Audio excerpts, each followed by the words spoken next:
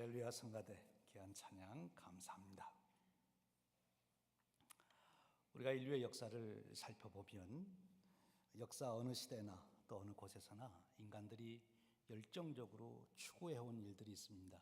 그것은 자기들의 현재의 삶을 만족하지 못하고 새로운 세계, 새로운 제도, 새로운 환경 속에서 만족한 삶을 살고자 추구한 것이지요. 개인적으로 그렇게 살기도 합니다만, 그러나 사회적으로 공동체적으로 함께 그런 흐름을 만들고 무브먼트를 일으키기도 하는 거죠. 우리가 그런 사건들을 우리는 혁명이라는 말로 표현합니다. 인류의 역사는 혁명의 역사다, 그렇게 말할 수 있습니다. 수많은 혁명이 우리 인류 가운데 일어났죠. 혁명은 권력이나 조직 구조와 그런 것들, 관습이나 제도, 방식이 단번에 깨트려지고 질적으로 새로운 것을 세우는 그런 것을 혁명이라 그렇게 말합니다. 흔히는 사회 체제나 정치 체제의 변화를 의미하기도 하지만, 폭넓게는 이 혁명은 산업혁명에 이르기까지 또 사상혁명, 많은 부분의 그런 급격한 변화를 혁명이라고 하는 말을 씁니다. 그런데 인류의 역사를 살펴보면 수많은 사람들이 혁명을 추구했고, 혁명을 위해서는 생명도 던지고, 또 혁명이 일어날 때마다 얼마나 열광적이고 얼마나 사람들이 기대를 갖고 환호했는지 모릅니다. 대표적으로 사회주의 혁명이나 공산주의 혁명, 이런 혁명들, 파리 혁명, 이런 혁명들이 일어날 때 얼마나 많은 사람들이 거기에 열광적으로 응답했는지 알 수 없습니다. 혁명, 참 귀한 사건이지요. 혁명을 통해서 끊임없이 새로운 변화된 세계가 열렸다, 이렇게 우리가 볼 수가 있습니다. 요즘의 혁명 중에 특별히 산업혁명에 대해서 많이 거론하는데, 2016년도에 세계경제포럼에서 새로운 산업혁명에 대한 얘기가 나왔습니다. 크라우스 슈와프라는 분이 이제 제4차 산업혁명이 일어나고 있습니다 하고 새로운 시대가 도래하고 있음을 예견하고 발표를 했습니다. 지금까지는 생산자가 주도해서 물건을 만드는데, 이제는 소비자가 주도해서 물건을 만드는 그런 시대로 열립니다. 4차 산업혁명이다.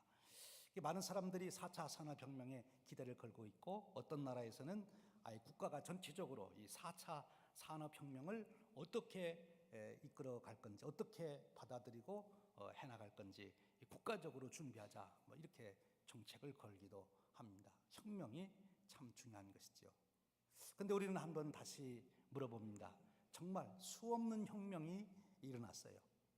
사회혁명도, 민주혁명도, 자유혁명도, 산업혁명도, 많은 혁명이 일어났는데, 정말 그 혁명이 우리 인간을 온전하게, 정말 만족하게, 부족함이 없이 그 혁명을 주도했던 사람들, 혁명을 따르던 사람들, 그 혁명 때문에 열광했던 사람들이 그 혁명 후에 정말 잘 됐구나, 정말 우리가 원하는 것을 성취했구나, 그런 결론이 났느냐, 그거예요. 대표적으로 공산주의 혁명만 해도 얼마나 많은 사람들이, 특별히 젊은이들이 거기에 열광을 했습니까? 그런데 그 혁명이 가져온 것은 참담한 것으로 끝나고 마른 거지요. 인간들이 이루어내는 혁명, 그 혁명은 진정한 혁명이 못 된다는 것입니다. 그래서 우리에게는 진정한 혁명이 필요하다는 것입니다. 인간들이 이룬 혁명은 체제의 변화나 환경의 변화나 산업의 변화를 이끌어내는 것이지만, 진정한 혁명은 무엇이냐, 그것을 오늘 바울은 성경에서 우리에게 말씀해 주시고 있습니다. 바울을 통해서 하나님께서는 우리에게 말씀해 주신 진정한 인간의 혁명, 그 혁명을 이루어야 된다 하는 것입니다. 고린도후서 5장 16절에서 21절 말씀입니다. 특별히 17절, 18절에 이렇게 말씀합니다. 그런즉 누구든지 그리스도 안에 있으면 새로운 피조물이라, 이전 것은 지나갔으니 보라 새 것이 되었도다. 모든 것이 하나님께로서 났으며 그가 그리스도로 말미암아 우리를 자기와 화목하게 하시고 또 우리에게 화목하게 하는 직분을 주셨으니 라고 말씀합니다. 오늘 이 본문 말씀에서 바울 사도는 우리 인간에게는 진정한 혁명이 일어나야 된다. 그것은 우리의 외부 환경이나 조건이나 체제가 아니라 인간 존재 자체의 혁명이다. 오늘 성경은 그런 표현을 쓰고 있습니다. 새로운 피조물이다. 새로운 피조물이 되는 것, 그것이 진정한 혁명이다 라고 말씀하는 거예요. 오늘 말씀 속에는 이 혁명과 관련해서, 진정한 혁명과 관련해서 우리가 알아야 될 세 가지 단어, 세 가지 개념을 소개해 주고 있습니다. 그 하나가 화목이라는 단어이고, 또 다른 하나가 새로운 피조물이라는 단어이고, 또 하나가 그리스도 안에라고 하는 단어입니다. 이 세 가지의 단어의 뜻을 우리가 제대로 알고, 그리고 그 은혜를 누릴 때 비로소 우리는 진정한 혁명, 내 주위의 환경의 변화가 아니라 나라고 하는 존재 자체가 변화돼서 혁명을 일으키는, 진정한 혁명을 이루는 그 축복을 누리게 된다는 것입니다. 오늘 우선 이 화목이라고 하는 것은 이 혁명의 결과를 말하는 것입니다. 혁명이 일어난 세계, 새로운 세계는 어떤 세계든 인간이 살아가기에 가장 좋은 세계, 인간에게 있어서 가장 축복된 세계는 어떤 세계냐? 화목의 세계라고 하는 것입니다. 화목의 세계. 4차 산업혁명이 일어난다고 해서 우리 가정이 행복한 것이 아니라, 가정의 참된 행복, 그 혁명이라는 단어의 뜻이 라틴어에서 유래가 되는데, 그 라틴어의 원 의미는 본래의 위치로 돌아간다 하는 그런 의미가 있어요.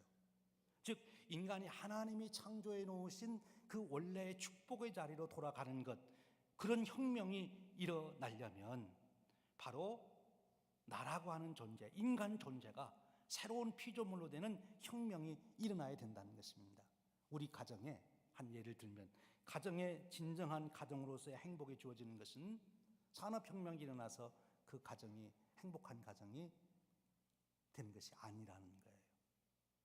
진정한 가정의 행복을 누리려면 그 가족 구성원들이 새로운 피조물이 되어야 된다는 것입니다. 그럴 때 그 가정이 비로소 하나님이 원래 주시고자 하는 가정의 축복을 누리게 된다는 거예요. 가장은 가장으로서, 남편은 남편으로서, 아내로서, 또 자녀로서 그들이 누려야 될 본래의 위치에 그 가정의 조화, 이 화목이라는 말은 조화, 질서를 의미하기도 합니다. 하나님이 세워놓으신 원래의 그 축복을 누리는 삶의 자리로 돌아가게 된다 하는 거예요. 언제요? 우리가 새로운 피조물이 될 때 하는 것입니다. 특별히 여기 그 혁명을 놓고 주변 환경 조건, 어떤 시스템의 변화가 아니라 그 존재의 변화, 새로운 피조물이라고 이렇게 말씀하십니다. 새로운 피조물, 여기 아주 중요한 개념이 있어요. 오늘 16절에 보면 이렇게 말합니다. 그러므로 우리가 이제부터 어떤 사람도 육신을 따라 알지 아니하노라. 비록 우리가 그리스도도 육신을 따라 알았으나 이제부터는 그같이 알지 아니하노라. 사람을 바로 알아야 혁명이 바로 일어나는 거죠. 사람의 실체가 뭐냐 하는 거예요. 오늘 성경은 새로운 피조물이다. 여기 중요한 단어가 피조물이라고 하는 것입니다. 우리 인간에게 있어서 최대의 재앙, 실수는 무엇인가 하면 인간이 피조물됨을 잊어버리고 창조주의 자리를 차지하려고 하는 거예요. 에덴 동산에서 아담과 하와가 피조물로서, 하나님의 대리자로서 온 우주의 질서를 지키고 하나님의 뜻을 이루어가는 그 삶을 누렸어야 되는데, 그래야 진정한 화평과 평화가 이루어지고 가정과 온 세계의 축복이 누려지는 것인데, 아담이 피조물로서 창조주의 자리를 찬탈하려고 했습니다. 선악과를 먹었어요. 하나님을 배반하고 하나님의 왕되심을 밀어내고 자기가 그 자리를 차지하려고 한 것이, 그것이 인간의 타락이에요. 그럼 인간이 다시 본래 하나님이 주시는 그 에덴의 새로운 질서, 그 축복을 누리려면, 여기 특별히 이제 새로운이라는 말이 붙어서 과거의 에덴도 아니고 이제 새로운 에덴인데, 새로운 피조물인데, 그것은 내가 피조물이라고 하는 인식, 자기가 실체가 무엇인지를 제대로 깨달아야 된다는 것입니다. 우리 인간은 창조주가 아니라 피조물이라는 거예요. 우리는 통치자가 아니라, 자리에 앉을 자가 아니라, 우리는 하나님의 다스림을 받을 자리에 돌아가야, 그래야 비로소 혁명, 그 혁명이 이루어져야 되는 거예요. 이 혁명이라고 하는 것이 뭡니까? 정치적인 혁명에서 보면 주권의 자리를 빼앗는 것, 바꾸는 것 아닙니까? 죄인된 인간의 자리, 영적으로 말하면 사단이 왕좌에 앉아있던 그 자리에 하나님이 다시 왕권을 차지하는 것, 그것이 혁명인 것이죠. 그런 존재를 새로운 피조물이라 오늘 성경은 그렇게 말씀하고 있습니다. 새로운 피조물. 오늘 여러분의 삶 속에서 여러분이 여러분의 삶의 주체자가 되고 주관자가 되기를 원하십니까? 오늘 바울은 우리에게 말씀합니다. 하나님께서 그 주권자, 주관자의 자리에 앉으셔야 한다고. 그러한 혁명이 일어나야 비로소 인간 세계에 조화가 일어나고 화목이 일어난다는 것입니다. 여러분, 한번 제가 질문을 드릴 테니까 잘 생각해 보십시오. 옛날 동화의 이야기로 돌아가서 사람이 다스리는 나라가 있고 신선이 다스리는 나라가 있어요. 여러분들은 어느 나라에 가서 살기를 원하십니까? 사람이 다스리는 나라하고 신선이 다스리는 나라. 저는 신선이 다스리는 나라에 가서 살 거예요. 여러분들도 그러시죠? 그런데 신선이 아니라 하나님이 다스리는 나라, 그 나라가 진정한 축복의 나라라는 거예요. 자연의 모든 조화 질서, 창조의 질서가 그대로 실현되는 그런 나라가 될 수 있다는 것입니다. 가정으로 다시 돌아와서 설명한다면, 가정에 하나님의 질서, 하나님의 창조의 질서가 지배를 해야 그 가정으로서의 축복을 누릴 수 있다는 거예요. 우리 인간은 자기 자신을 잘 모릅니다. 자기 자신도 모르니 남을 알 수 있습니까? 남은 더 모르는 거지요. 나도 모르고 너도 모르는데 우리를 어떻게 합니까? 더 복잡해져서 더 모르는 거예요. 하나님은 우리를 아십니다. 우리의 머리털까지 세신 바 되셨다고 말합니다. 그래서 하나님의 다스리는 그 나라에는 누구도 하찮게 여겨지지 않고 소외되지 않고 누구도 하나님의 사랑과 은혜를 입는 그 축복을 누리는 그런 나라가 된다는, 그것이 하나님 나라인 것이지요. 근데 바로 그 하나님 나라는 우리가 새로운 피조물이 될 때 가능하다 하는 것입니다. 그러면 하나님의 통치가 온전히 이루어지는, 하나님의 통치권을 인정하는 혁명이 일어나야 되는데, 그 혁명은 구체적으로 어떻게 일어나느냐 하는 것입니다. 그것이 그리스도 안에라는 말이에요. 여러분, 우리가 윤리도덕적인 면에서 또 인간의 삶의 어떤 삶의 방식인 면에서 어떻게 우리가 화목하는, 평화를 만드는 그런 삶을 살 수 있습니까? 마음 수련을 하면 됩니다. 교양을 쌓으면 됩니다. 명상을 하면 됩니다. 그래서도 조금은 이룰 수 있겠지요. 그러나 그런 수련을 가지고는 도저히 죄를 이길 수가 없는 거예요. 인간의 죄성, 인간이 영적으로 사탄을 이길 수 있는 일은 인간이 노력해서 수고해서 돌을 닦아서 되는 것이 아니라 오직 그리스도 안에서만이 이루어질 수 있는 것이라는 거예요.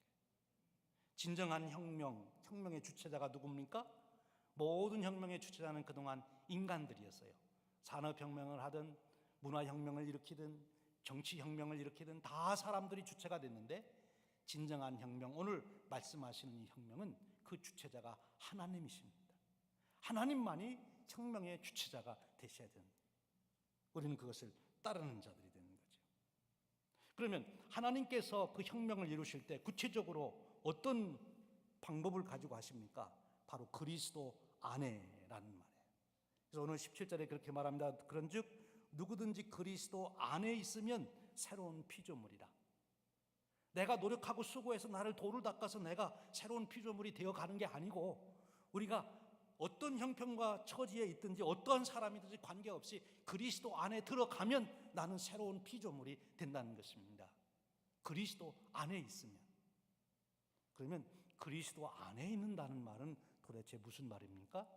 이 말씀이 우리가 꼭 알아야 될, 깨달아야 될 말씀이지요.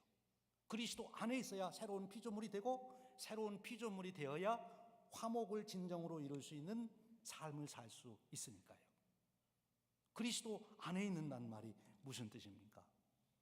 한때 이것을 심리적인 면에서 이해한 분들이 계세요. 그래서 그리스도의 품에 안겨 있는 것처럼, 아기가 엄마 품에 안겨서 편안한 것처럼 그렇게 품에 안기는 것이 그리스도 안에 있는 것이다, 그런 표현을 썼는데, 그런데 사도 바울이 쓴 성경 말씀을 잘 읽어보면 그렇지가 않습니다. 이 그리스도 안에 있다 하는 말은 무엇인가 하면, 내가 그리스도와 하나가 된다는 말입니다. 내가 그리스도와 하나 된다. 그럼 내가 그리스도와 하나가 된다는 말이 무엇입니까? 그것을 상징적으로 또 의미적으로 잘 나타내는 것이 세례식입니다. 세례가 뭡니까? 내가 그리스도와 함께 죽고 그리스도와 함께 다시 살아나는 것, 그것이 세례예요. 내가 그리스도와 하나가 된다고 하는 것은 바로 예수 그리스도의 십자가의 죽음 속에 내가 함께 죽고, 예수 그리스도께서 부활하신 그 부활 속에 내가 함께 참여하고 있다, 그것을 인정하고 그렇게 여기고 그렇게 고백하고 살아가는 것입니다. 그것이 믿음입니다. 예수님과 내가 하나가 되었다는 것을 시인하는 거예요. 그렇게 고백하는 거예요. 그래서 예수님과 내가 하나가 돼, 한 운명 공동체가 되는 것이지요. 그렇게 여기고 그렇게 믿고 그렇게 의지하고 살아가는 것, 그때 우리는 새로운 피조물이 된다. 지난주에도 말씀드렸습니다만, 구약에서 제사를 드릴 때 그 제사를 드리는 자가 제사에서 제일 중요한 일은 제물을 갖다 놓고 제물을 잡을 때 그 죄인이 제물과 하나 되는 것을 경험해야 된다고 그랬어요.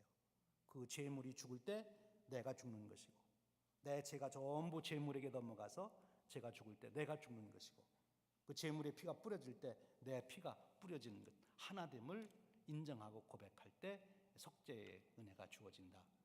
바로 예수 그리스도의 십자가 사건 속에서 내 죽음을 발견하는 것입니다. 이미 내 죄값은 다 거기에 지불된 거예요. 예수님의 부활하신 그 놀라운 사건 속에 내 생명이 함께 포함된 거예요. 내 존재가 거기에 담겨 있는 것입니다. 그래서 이 그리스도 안에라는 말을 신학적으로는 종말론적 신학이다, 그렇게 얘기를 해요.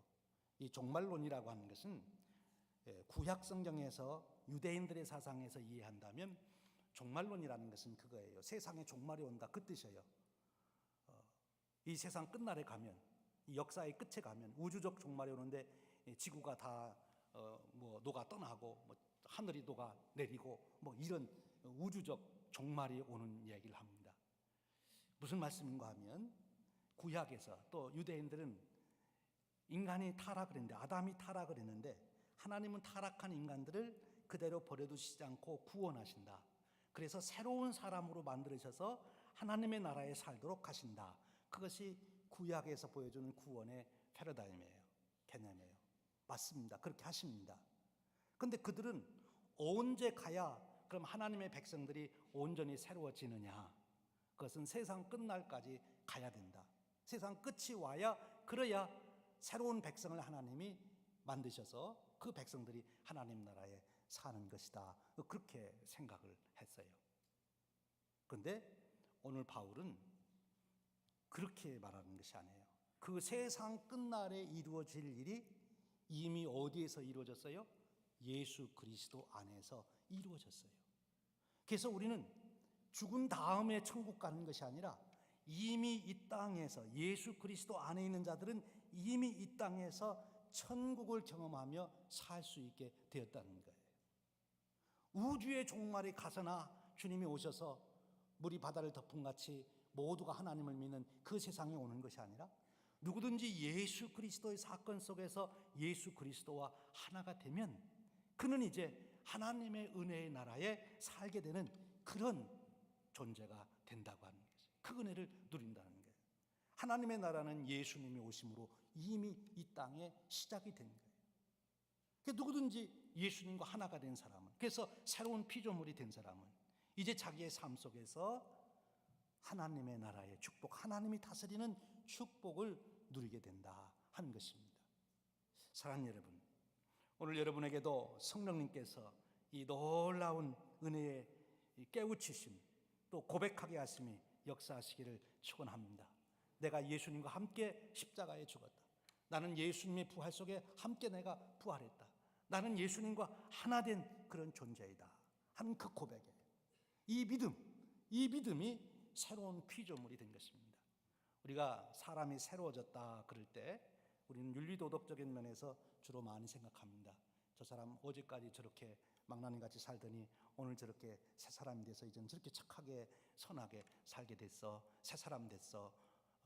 그래서 그의 행위, 그의 나타난 현상을 보고 우리는 새로워졌다 이런 표현을 많이 쓰는데, 오늘 바울이 말씀하시는 이 새로운 피조물은 그런 겉으로 나타난 행위를 말하는 것이 아니라 그의 존재가, 그의 신분이 바뀌었다는 거예요. 그의 신분이 하나님의 아들, 딸이 된 거예요. 그가 하나님 나라의 백성이 된 거예요. 새로운 피조물이 됐어요. 그의 운명이 바뀐 것입니다. 행위는 나중에 점차 바뀌겠지요. 그래서 그것을 믿고 살아야 돼요. 그래서 오늘 바울이 16절에 그렇게 말했어요. 그러므로 우리가 이제부터는 어떤 사람도 육신을 따라 알지 아니하노라. 겉으로 나타나는 행위를 보고 또 세상의 가치관으로 사람을 봤는데 이제는 그렇지 아니하고 저가 그리스도를 믿음으로 그리스도가 하나 됐다고 하는 그 시각에서 이제는 사람을 보겠다 하는 것입니다. 여러분, 우리 모두가 새로운 피조물임을 스스로 시인하고 고백하시는 믿음의 축복이 있으시기를 축원합니다. 어떻게 해요? 내가 예수님과 하나가 됨으로. 여러분, 예수님께서 여러분 죄를 위하여 십자가에 속량의 속죄의 제사를 드리신 것을 믿습니까? 그럼 나는 예수님과 하나가 된 거예요. 예수님이 부활하신 그 부활의 사건 속에 나의 부활도 보장되어 있습니까? 그러면 예수님과 내가 하나가 된 거예요. 그럼 나는 새로운 피조물이 되었다는 것입니다. 그러면 새로운 피조물이 된 사람은 이제 어떻게 사는 것입니까? 19절에 18절에 그렇게 말합니다. 모든 것이 하나님께로서 났으며 그가 그리스도로 말미암아 우리를 자기와 화목하게 하시고 또 우리에게 화목하게 하는 직분을 주셨다. 이제 우리는 하나님의 다스림을 받는 자로서 피조물로서 살아가는 것이기에 이제 화목해 하시는 그 직분을 우리가 감당해야 된다는 것입니다. 하나님과 먼저 화목해야 되는 것이죠. 여기 하나님과 화목하라 하는 말을 영어로는 이렇게 표현했어요. Being put into the friendship with God. 그러니까 하나님과 우정을 함께해라. 하나님의 우정 속에 들어가라. 하나님과 친하게 지내라. 그런 것입니다. 그래서 이 화해라는 말을 사용하고 있는 거예요. 여기 중요한 구원의 개념이 있습니다. 우리가 구원하면 제일 먼저 생각하는 게 뭡니까? 구원은 내가 죄를 지었는데 이제 그 죄값으로 형벌을 받고 지옥에 가야 되는데 더 이상 죄의 형벌을 안 받고 지옥도 안 가게 되었다. 그게 나는 구원받았다. 맞습니다. 그런데 그 구원의 개념은 아주 소극적인 개념이에요. 그럼 구원의 온전한 개념은 뭐냐? 여기 나오는 화목이라는 개념이에요. 구원은 화목이에요. 누구와 화목한 거예요? 하나님과 화목하는 거예요. 여러분, 성경에 보면 예수님의 비유 중에 아버지의 재산을 가지고 나아가 방탕했던 둘째 아들이 있어요. 그 아들이 아버지의 돈을 가지고 다 허비했으니까 우리 한국식으로 하면 그 아들을 어떻게 해야 돼요? 붙들어다가 다리를 분질러 놔야 돼요.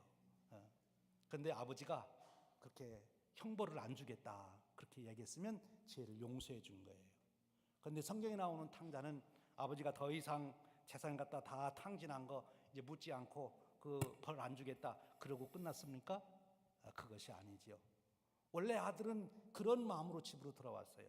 나를 그저 일꾼으로만이라도 여길 수 있어요. 재산 다 탕진한 거 벌 주지 않고 그냥 용서해 주세요.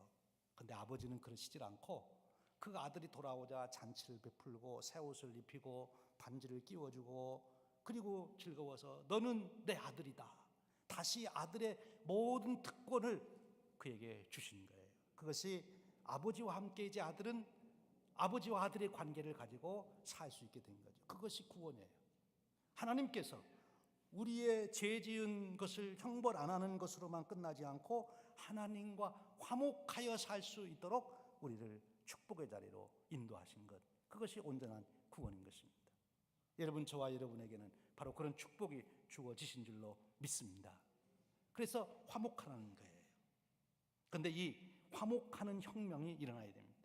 내가 새로운 피조물이 되어서 내 존재의 혁명이 일어나서 이제는 내가 화목이라고 하는 법 질서 속에 살아가는, 새로운 피조물이 살아가는 세계는 어떤 세계냐? 화목의 나라예요. 화목의 나라. 평화를 만드는 나라인 것입니다. 그 화목을 이루기에 우리는 힘써야 되는 것이죠. 오늘 성경은 그 원리도 말씀해 주십니다. 그 화목을 내가 이웃과 이루려면 먼저 내가 하나님과 화목해야 된다. 프라이어리티가 하나님과 화목하는 데 있어요. 그리고 나서 너는 이제 이웃과 화목할 수 있다라고 말씀하십니다. 지금 캐나다의 시민으로 살아가고 있는데 펜티 킴푹이라고 하는 캐나다 시민이 있어요. 작가이고 또 유네스코 우호 대사라고 합니다. 근데 그 분의 이름이 네이팜탄 소녀라고 하는 별명이 붙었어요. 네이팜탄이 뭡니까? 폭탄 이름이에요. 그 폭탄은 떨어지면 그 주위가 온통 불바다를 만드는 그런 폭탄이에요. 1972년 베트남에서 월남전이 한참일 때 바로 미군들이 한 마을을 폭격을 했습니다. 이 네이팜탄으로. 주민들이 다 피신한 줄 알고 폭격을 했는데 거기에 피신을 안 가고 숨어있던 사람 몇 사람이 있었는데 거기에 9살짜리 이 판티 킴폭이라는 어린아이가 거기 있었던 거예요. 이 네이팜탄이 떨어지니까 순식간에 온 동네가 불바다가 됐는데 그 불바다 속에서 한 어린아이가 불이 붙어서 길 밖으로 뛰어나온 거예요. 온몸에 불이 붙어서. 불이 붙으니까 이 아이가 옷을 다 벗어버리고 알몸으로 비명을 지르면서 막 거리를 뛰어나오는데 그것을 AP통신 기자가 사진으로 찍었습니다. 그래서 그 사진이 나중에 퓨리처상도 받고 그리고 반전운동하는데 큰 영향을 주기도 했다고 그래요. 그리고 그 AP통신 기자가 이 아이가 이제 기절해서 쓰러져 있는 것을 병원에 이송해서 살려냅니다. 그런데 전신에 화상을 입어서 17번이나 수술을 했어야 돼요. 그리고 수술을 해도 몸이 제대로 기능을 발휘하지 못하는 거예요. 여러분, 우리 피부가 숨을 쉬어야 되잖아요. 근데 피부가 숨을 못 쉬게 된 거예요. 화상을 입어서. 그러니까 이 펜티 킴폭이라고 하는 여자아이가 얼마나 괴롭고 힘들겠어요. 그러니까 그 폭격을 한 미국 군인들을 얼마나 저주하고 원망하고 욕하고 그리고 자기가 힘들 때마다 얼마나 아우성을 치고 울부짖고 그러기를 9살에서 20살 때까지 그렇게 살아가는 거예요. 그런데 20살 때 그가 병원에 있는데 목사님 한 분이 찾아갔어요. 가서 복음을 전했습니다. 하나님 너를 사랑하시고 예수님이 내 죄를 담당하시고 그리고 우리에게 이와 같은 구원의 은혜 진리가 있다. 근데 거기에서 이 펜티 킴폭이라고 하는 이 처녀가 이 복음을 받아들이는 거예요. 그리고 그 마음속에 비로소 내가 하나님의 새로운 피조물이 되었다. 그리고 하나님과 화목하게 되니까 이제 그 마음속에 성령님이 역사하시는 그 원수 같은 그렇게 저주하고 욕하던 그 사람들을 용서할 수 있는 그런 마음이 그에게 주어지기 시작하고 그리고 그것을 선언하고 용서하고 그를 고백하고 그렇게 살게 돼요. 그래서 그 후에 그가 다니면서 세계 곳곳에서 화해하고 용서하는 것만이, 관용을 베푸는 것만이 우리가 새로운 세대, 아름다운 세상을 만들 수가 있습니다. 그런 강연을 하며 다니고 있게 됩니다. 하나님과 화목하게 되니까 이웃과 화목하는 그런 삶을 살게 되었다 하는 것입니다. 여러분, 그렇습니다. 하나님과 화목하기 전에는 인간 스스로는 절대로 화목의 세상을 만들 수 없다 그래요. 보네포 목사님이 신도의 공동생활이라는 책에서 그렇게 고백하고 있습니다. 그분은 독일의 나치시아에서 많은 고생을 했잖아요. 다른 사람들이 자기를 신고하고 고소해서 결국 사형을 당하게 되잖아요. 원수 아닙니까? 교인들 간에 서로 고발하는 그런 상황에서 얼마나 서로 원수가 적겠어요. 그런데 거기에서 그 신도의 공동생활에서 그는 그렇게 말합니다. 자연인 인간으로서는 사귐이 불가능하다. 우리는 그리스도 안에서, 그리스도를 통해서, 그리스도로 말미암아 그리스도를 가운데 두고 너와 나의 사귐이 비로소 가능하다. 자연인 인간으로서는 나는 너를 사랑하거나 용서하거나 섬길 수 없다 라고 그는 말하고 있어요. 그런데 그리스도 안에서만이, 그리스도께서 나를 사랑하셨고 그리스도께서 너를 사랑하시니 그래서 우리가 이제는 서로 용서하고 사랑할 수 있는 것이다 라고 말합니다. 그리스도 안에서만이 진정한 화해의 길이 있다고 하는 것을 보여준 것이죠. 그렇습니다. 허버트라고 하는 분은 그런 얘기를 했어요. 용서를 못하는 것은 자기가 건너야 될 다리를 무너뜨리는 것과 같다. 내가 그 다리를 건너서 새로운 세상으로 가야 되는데 다리를 무너뜨리면 갈 수가 없잖아요. 용서를 하지 못하는 것은 그런 것이라는 거예요. 그런데 여러분, 용서가 저절로 됩니까? 안 되는 거예요. 새로운 피조물이 되기 전에 원수를 진정으로 용서할 수가 없다는 거예요. 우리 안에 본질적인 존재적인 혁명, 예수 그리스도를 통해서 내가 새로운 피조물이 되는 그 은혜를 경험할 때 우리는 비로소 용서하고 화목할 수 있는 그 길을 가게 된다는 것입니다. 사랑하는 여러분, 오늘 사도 바울은 우리에게 진정한 인간 혁명을 이루도록 권고하고 이미 그 혁명 안에 있는 우리들에게 그 은혜를 다시 기억하도록 일깨우고 있습니다. 저와 여러분은 새로운 피조물임을 믿습니다. 우리는 그리스도와 하나가 된 것임을 믿습니다. 그리스도 안에 있음을 고백합니다. 그러니 이제는 그 은혜를 따라 화목의 삶을 살아가시는 축복이 저와 여러분의 인생 삶이 되시기를 주님의 이름으로 축원드립니다. 우리 기도하겠습니다. 하나님 아버지, 오늘 저희들을 부르셔서 진정한 혁명이 무엇인지를 일깨워 주시고 새로운 피조물로서 그리스도 안에서 화목을 이루며 살도록 일깨워 주시니 감사합니다. 오늘 주신 말씀을 쫓아 나 스스로를 새로운 피조물로 보게 하시고 그리스도 안에 있는 형제 자매들을 새로운 피조물로 볼 수 있도록 우리의 눈을 열어 주시옵소서. 내가 그리스도와 하나 됐음을 잊지 않게 하시고 그것이 내 의식, 생각, 의지 모든 것을 지배하도록 축복하여 주시옵소서. 그리하여 우리의 삶에 나타나는 현상이 화목으로 나타나도록 은혜 베풀어 주시옵소서. 우리 주님 예수 그리스도의 이름으로 기도하옵나이다. 아멘.